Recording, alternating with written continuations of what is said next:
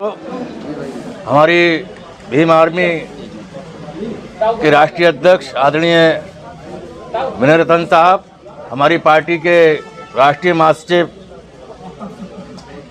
Ravindra Bhati advocate जी, हमारी party के राष्ट्रीय कोर कमेटी के सम्मानित सदस्य और राजस्थान प्रदेश के प्रभारी चौधरी सतपाल सिंह जी, हमारी पार्टी के हरियाणा प्रदेश के प्रभारी और दिल्ली प्रदेश के भीम आर्मी के अध्यक्ष हिमांशु वाल्मीकि जी, हमारे राष्ट्रीय कोर कमेटी के सम्मानित सदस्य गुलजार सिद्दीकी जी, हमारे दिल्ली प्रदेश के पार्टी के अध्यक्ष महेश जी।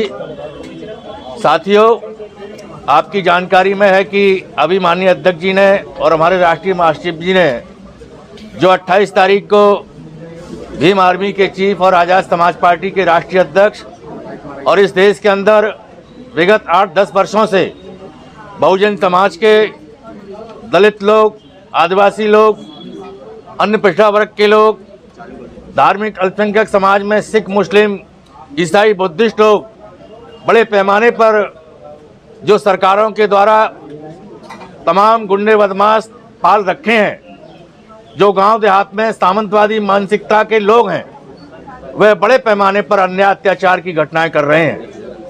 चाहे वह घटना संत रविदास के मंदिर की तोड़ने की हो, चाहे वह घटना मनीषा प्रकरण हाथरस कांड की हो, चाहे वह घटना जितेंद्र मेघवाल के मूछ रखने पर हो, चाहे वह घटना इंदु मेघवाल के बच्चे के द्वारा मटके पर हाथ लगाने की हो।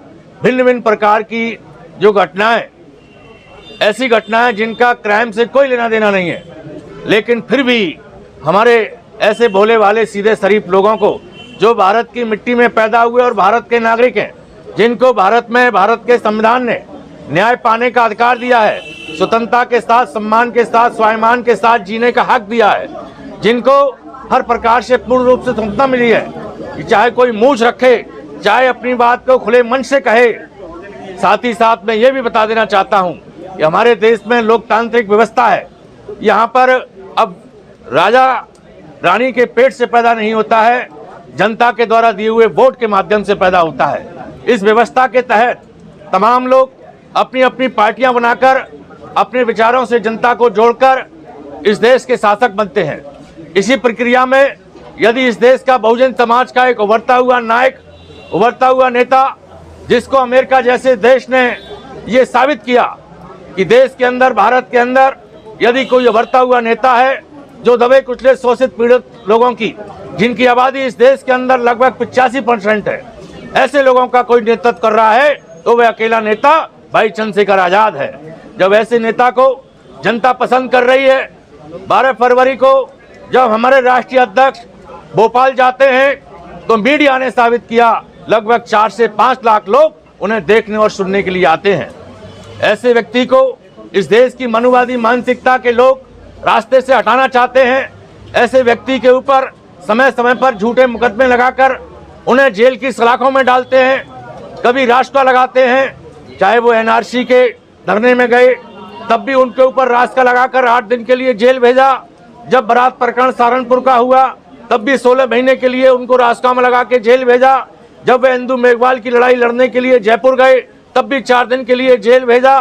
समय समय पर हमारे राष्ट्रीय अध्यक्ष जी को जनता की आवाज और जनता की लड़ाई लड़ने के कारण ही जेल में डाला जा रहा है। इसके पीछे जो मुख्य कारण है वो यह है कि भाई चंद्रशेखर मनुवादी व्यवस्था के व्यक्ति नहीं है, बल्कि मनुवादी व्यवस्था के खिलाफ इस देश के अंदर प्रत्येक नागरिक को सम्मान मिले, सुरक्षा मिले, न्याय मिले, शिक्षा मिले, रोजगार मिले, इस व्यवस्था को लागू करना चाहते हैं। यहाँ पर हजारों साल से दबा कुचला, शोषित, पीड़ित समाज, ऐसे लोगों के वोट लेकर दूसरी पार्टियों ने सरकारें बनाकर इस समाज के साथ धोखा किया है। इस धोखे से जागृत करने के लिए जब चंद्रशेखर भाई ने भीम आर्मी की टीम के साथ, आजाद समाज पार्टी की टीम के साथ 8-10 साल से संघर्ष करके एक मुकाम हासिल किया है और ये संदेश दिया है कि आने वाला समय इस देश के अंदर बहुजन समाज के लोगों का है, भाई चंद्रशेखर आजाद का है, भीम आर्मी का है, आजाद समाज पार्टी का है। तो साथियों, चाहे किसानों के धरने की बात हो, चाहे खिलाड़ियों के धरने की बात हो, चाहे नोएडा में जो विकास प्राधिकरण ने किसानों का पैसा नहीं दिया है वहां के धरने की बात हो, चाहे मनीषा प्रकरण के धरने की बात हो, चाहे इंदु मेघवाल के धरने की बात हो, चाहे संत रविदास जी के मंदिर की धरने की बात हो, भाई चंद्रशेखर सभी के जगह जाते हैं और जनता की लड़ाई लड़ते हैं, जनता के हक अधिकार की बात करते हैं, तो मनुवादी लोग जो सरकार में बैठे हैं उनको अच्छा नहीं लगता है। यही वजह है कि हमारे भाई के ऊपर समय समय पर 3 हमले हुए और ये विगत 28 तारीख को जो हमला हुआ वो तो बिल्कुल जानलेवा हमला था। आप लोगों की शुभकामनाओं से, इस देश के बहुजन समाज के लोगों की शुभकामनाओं से और भगवान गौतम बुद्ध की अनुकंपा से हमारे नेता बाल बाल बच गए। अगर वह गोली साइड से ना निकलकर सीधी चली जाती तो आज हो सकता है कि भाई चंद्रशेखर हमारे बीच में नहीं होते। इस देश के अंदर लोकतांत्रिक व्यवस्था के तहत शांति स्थापित करने की जिम्मेदारी भारत के संविधान ने सरकारों को दी है। सरकार की जिम्मेदारी है, यदि कोई सिर उठाकर बात करता है, कोई कानून को अपने हाथ में लेता है तो उसको उसी समय गिरफ्तार करके जेल भेजा जाए।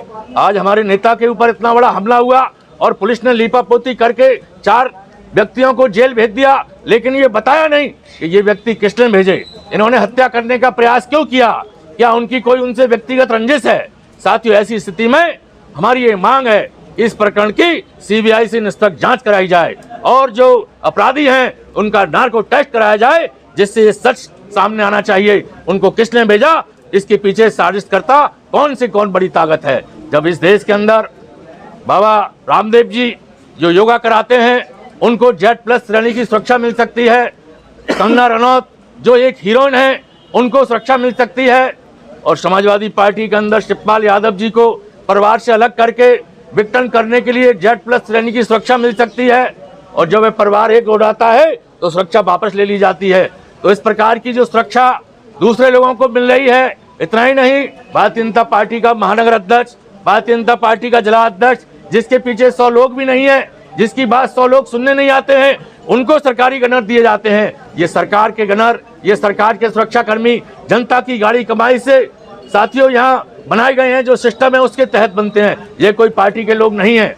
मेरी आपके माध्यम से अपील है कि सरकार जल्द से जल्द, केंद्र सरकार से मेरी अपील है, स्टेट की सरकार से अपील है कि हमारे नेता की सुरक्षा की जाए, जल्द से जल्द सुरक्षा की जाए। नहीं तो ये बहुजन समाज के लोगों में इतना आक्रोश फैल रहा है कि ये समाज, हम तो कुदरत का धन्यवाद करते हैं कि भाई आज हमारे बीच में है। यदि वे चले भी जाते तो मनुवादी ये ना सोचे कि हमारा ये मूवमेंट रुक जाएगा। आज लाखों लोग भाई चंद्रशेखर बनकर गांव-गांव में संघर्ष कर रहे हैं। तो साथियों, आपके माध्यम से मैं कहना चाहता हूं कि लोकतांत्रिक व्यवस्था के तहत इस देश को संचालित होने दें। यहाँ जबरदस्ती मनुवादी लोग तानाशाही करके किसी को रास्ते से हटाने की कोशिश ना करें। यहाँ रास्ते से हटने वाले लोग नहीं है। यहाँ पर बाबा साहब डॉक्टर भीमराव अंबेडकर जी ने संघर्ष किया, इसी समाज के लोगों की आवाज उठाई, आज वो हमारे बीच में नहीं है। मानवर कांसीराम साहब ने आवाज उठाई, आज वो भी हमारे बीच में नहीं है। तो भाई चंद्रशेखर आवाज उठा रहे हैं, और चंद्रशेखर के बाद लाखों लोग आवाज उठाने वाले हैं। आज नहीं तो कल सच्चाई सामने आएगी और ये बहुजन समाज इस देश का वोट के माध्यम से शासक बनेगा। इन्हीं सब बातों के साथ धन्यवाद। जय भीम, जय भारत।